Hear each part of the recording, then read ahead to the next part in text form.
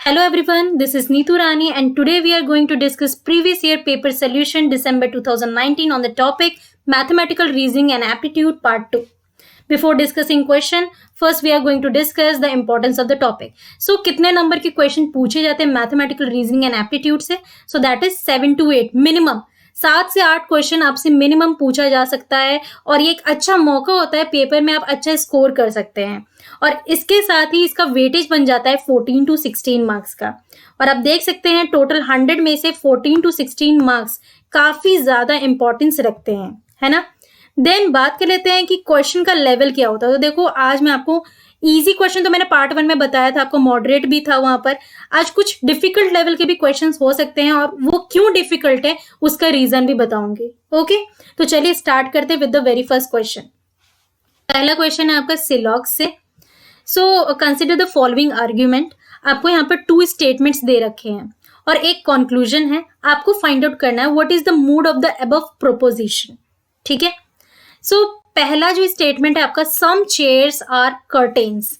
यहाँ पर सम ये बता रहा है कि ये एक तरीके से सम है, मतलब कि पर्टिकुलर है ये, है ना, पर्टिकुलर है ये अफर्मेटिव, पर्टिकुलर अफर्मेटिव इसको मैं शॉर्ट में लिख देती हूँ। And then all curtains are bedsheet.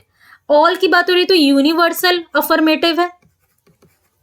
Particular को हम आई से बताते हैं, यूनिवर्सल को हम ए से बताते हैं। कंक्लूजन कैसा है इसका? तो सम chairs are bedsheet. Again some यहाँ पर फिर इंडिकेट कर रहा है पर्टिकुलर अफर्मेटिव और पर्टिकुलर को हम आई से बताते हैं। तो आप देख सकते हैं क्या मुझे इसको ज्यादा सॉल्व करने की जरूरत थी? नहीं, I will be your option number 1 will be your correct answer. ठीक है, तो सम जो है वो पर्टिकुलर अफर्मेटिव को बताता है, ऑल जो है वो यूनिवर्सल अफर्मेटिव को बताता है। दोनों के सिंबल्स को याद रखिए। आई आपका यहाँ पर करेक्ट आंसर हो जाता है। This is the mood of the above proposition. Next question है which one of the following fallacies हेतु और middle term is not uniformly concomitant with the major term. अब यहाँ पर कहा जा रहा है कि इनमें से कौन सी पॉलिसीज हेतु या फिर मिडिल टर्म को कह सकते हैं, these are the middle terms जो कि यूनिफॉर्मली मेजर टर्म से एसोसिएटेड नहीं है, पूरी तरीके से मेजर टर्म से एसोसिएटेड नहीं है। ऑप्शन है असत प्रतिपक्ष, फिर आपका है अवयत्रिका और उसके बाद जो आपका करेक्ट आंसर है वो है सुयभिकारा। ठीक है, सुयभिकारा जो है वो पूरी तरीके से यूनिफॉर्म वे में मेजर टर्म से एसोसिएटेड नहीं है। सो दिस इज योर सुयभिकारा ऑप्शन नंबर 4। नेक्स्ट है the sum of a number and its inverse is -4, the sum of their cubes is what. आपको यहाँ पर एक नंबर और उसके इनवर्स का सम दिया हुआ है। अगर हम उस नंबर और उसके इनवर्स के क्यूब को करेंगे तो क्या निकल कर आएगा? बहुत अच्छा क्वेश्चन है और ये आपको मैं मॉडरेट कहूंगी। अगर आपने इस तरीके के बहुत सारे क्वेश्चन किए हैं तो वो इजी लेवल कहलाएगा, अगर आपने कभी नहीं किया तो ये मॉडरेट में आएगा। सो आप देख सकते हैं मैंने मान लिया जो नंबर है उसको लेट कर लेते हैं x। ठीक है, कहा जा रहा है एक नंबर x और उसका जो इनवर्स है दैट इज 1/x, उसका सम क्या है? -4। पूछा क्या है? x + 1/x का whole cube is equal to what, यही पूछा है। बहुत सारे लोग आंसर लगा के देते हैं -64, जो कि एब्सोल्युटली रॉन्ग है। तो करेक्ट क्या होगा? फॉर्मूला याद रखिए, आराम से आप कर पाएंगे। तो देखो यहाँ पर होगा क्या, x + 1/x या फिर a + b का होल क्यूब का फॉर्मूला तो आप सभी ने पढ़ा होगा। तो इसको अगर मैं स्प्लिट करूं तो क्या निकल कर आएगा? x³ + 1/x³ + 3 × x, this is a, okay, into 1/x bracket में x + 1/x। याद है ये फॉर्मूला, याद आ रहा होगा आपको। एंड -4 का क्यूब। ठीक है, इसको अगर हम आगे स्प्लिट करते हैं तो क्या मिलेगा हमें? ये एज इट इज रहेगा, ये x से ये वाला कट जाएगा। ठीक है, इसको हमने ऐसे रखा। अब देखो x³ + 1/x³ प्लस ये आपके पास यहाँ पे सिर्फ और सिर्फ 3 बचा। अब x + 1/x की वैल्यू हमें -4 दे रखी, तो मैं क्यों इसको आगे सॉल्व करूं जब मेरा काम आसानी से हो जाएगा। तो यहाँ पर -4 इंटू हो जाएगा इज इक्वल टू -4 का क्यूब इज -64, राइट। अब क्या करेंगे, एक्स क्यूब प्लस 1/x³, इसी की वैल्यू तो चाहिए हमें। यहाँ पे माइनस का 64 और ये क्या निकल कर आएगा आपका माइनस का 12। ये माइनस का 12 मैं इस साइड लाऊंगी, प्लस का 12 हो जाएगा और आपके पास क्या वैल्यू बचेगी, माइनस का 52। So correct answer will be option number 1। Right, तो समझ में आया आप लोगों को कैसे ये क्वेश्चन सॉल्व करना था। नेक्स्ट आगे बढ़ते हैं अगले क्वेश्चन पे। अगला क्वेश्चन है, which of the following is converts of some S is P. ठीक है, सम एस इज पी का कन्वर्ट्स क्या होगा। कन्वर्ट्स का मतलब होता है, पहले कन्वर्ट्स का मतलब समझिए। कन्वर्ट्स का मतलब होता है रिवर्स करना, बट ये जरूरी जानना है कि किसका रिवर्स करना। तो जो आपको ये प्रोपोजिशन दिया हुआ है, प्रोपोजिशन के अंदर, ठीक है, प्रोपोजिशन के अंदर जो एलिमेंट्स गिवन होते हैं, ठीक है, एलिमेंट 1 एंड एलिमेंट 2, यहां पर कौन कौन है एलिमेंट, एक एस है और एक पी है, इसके साथ सम लगा है, ठीक है, सम एस इज पी, तो ये आपका एलिमेंट 1 एलिमेंट 2। तो एलिमेंट का रिवर्स करना इज कॉल्ड कन्वर्स। तो एलिमेंट को रिवर्स करना मतलब क्या बनेगा, सम लगा दो पी के साथ, सम पी इज एस, ये होगा। So correct answer will be option number 3। कई बार लोग बिना कन्वर्स का मतलब जाने रिवर्स अकेला समझते हैं, ये नहीं जानते रिवर्स किस चीज का करना है, वो स्टेटमेंट का ही रिवर्स कर देते हैं, बट यहाँ पर एलिमेंट को रिवर्स करना है। ठीक है, सम एस के साथ है तो अभी हम सम पी के साथ लगाएंगे। तो बहुत सारे लोग आंसर करते थे सम एस इज नॉट पी, इसको रिवर्स इस तरीके से समझ लेते हैं, बट करेक्ट आंसर है सम पी इज एस, हमें एलिमेंट को रिवर्स करना है। क्लियर है, तो correct answer will be option number 3।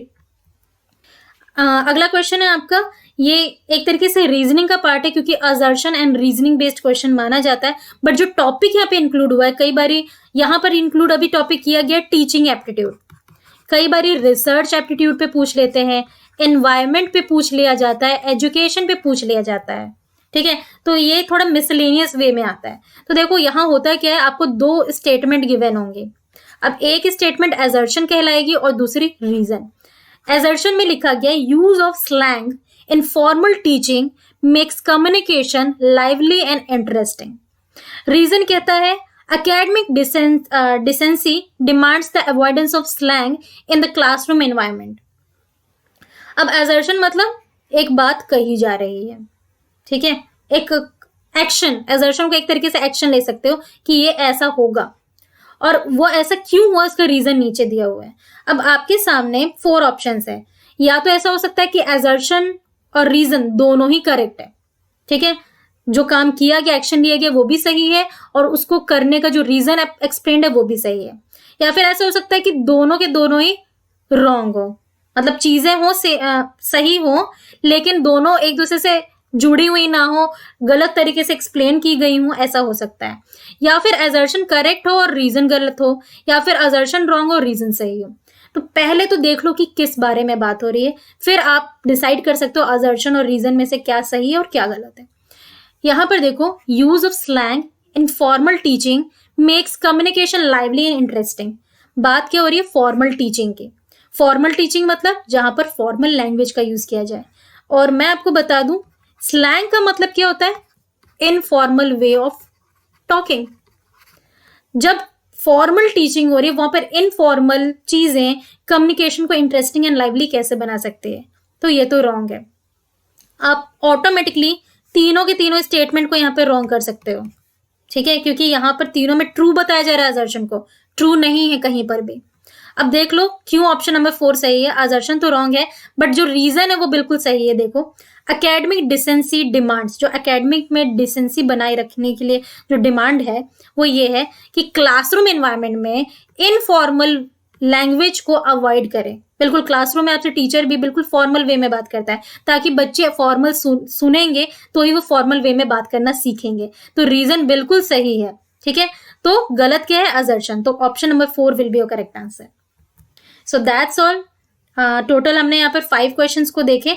अब मैं आपको एक बार बता देती हूँ कि यहाँ पर लेवल ऑफ क्वेश्चन हर एक क्वेश्चन को दिखाकर, तो यहाँ पर ये जो क्वेश्चन है ये आपका इजी टू मॉडरेट लेवल में जाएगा, ठीक है, क्योंकि अगर आप IAI रूल को समझते हैं, पर्टिकुलर अफर्मेटिव क्या होता है, यूनिवर्सल अफर्मेटिव क्या होता है, इसका साइन क्या होता है, आप इस क्वेश्चन को इजीली कर सकते हैं। अगर आपको ये याद करने में थोड़ी प्रॉब्लम आ रही है फिर भी आप मॉडरेट लेवल में इस क्वेश्चन को सॉल्व कर लोगे।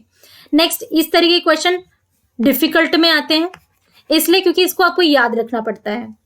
नेक्स्ट है आपका, ये है आपका पूरी तरीके से सोल्यूशन बेस्ड क्वेश्चन, आपको सॉल्व करना पड़ेगा, कैलकुलेशन है, बट हाँ ये इजी टू मॉडरेट में जाएगा। अगर आप कैलकुलेशन मिस्टेक करते हैं, फॉर्मूले में आपने कुछ गड़बड़ कर दी, तो आंसर मे बी -64 जैसे मैंने आपको करके बताया था कि बहुत से लोग आंसर लगा के आते हैं, तो ये गड़बड़ भी हो सकती है, तो इस बात के लिए केयरफुल रहना आपको।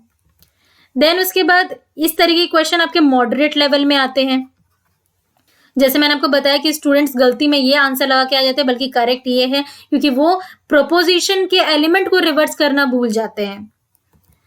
और ये क्वेश्चन आपके अगेन इजी टू मॉडरेट में आते हैं, बट कुछ लोगों को ये डिफिकल्ट भी लगते हैं क्योंकि असर्शन और रीजंस को एक दूसरे के साथ वो रिलेट नहीं कर पाते। तो इस पे प्रैक्टिस कीजिए, डेफिनेटली आप अच्छा कर लोगे। तो लेवल ऑफ क्वेश्चन आप देख सकते हैं, आज मैंने आपको ज्यादातर मॉडरेट टू डिफिकल्ट लेवल के क्वेश्चंस को डिस्कस किया है। कॉन्सेप्ट क्या यूज हुए वो आपने अभी देख ही लिया। यूजफुल टिप्स में यही बात है कि जो टॉपिक आपका यहाँ पर बेस्ट है, जैसे आपने मैथमेटिकल रीजनिंग की बात कर लें, वहां पर भी बहुत सारे सब टॉपिक्स इंक्लूडेड है, तो आप उसको तैयार कर लो एंड देन जो डिफिकल्ट वाला उसको लास्ट में करो, तो आराम से आप जो इजी चीज है उसको भी कवर कर पाओगे, डिफिकल्ट चीज को भी अपना अलग से टाइम दे पाओगे। So that's all in this video, thank you for watching. अगर वीडियो पसंद आता है तो लाइक एंड शेयर जरूर करें ताकि ज्यादा से ज्यादा लोगों को बेनिफिट हो।